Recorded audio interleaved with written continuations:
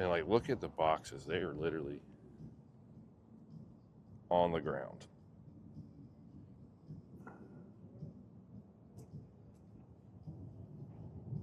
Chrome drive shaft.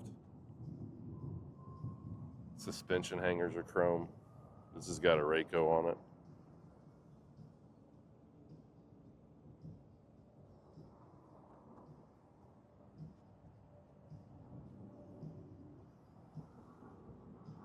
We've got mini watermelon lights all the way down the trailer.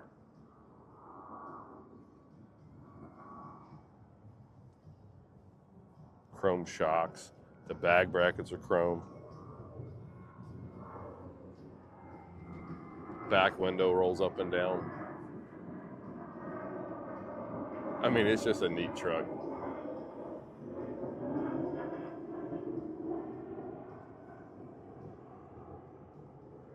I really like how they incorporated the stripe and it flows with where the light locations are. That's really nice.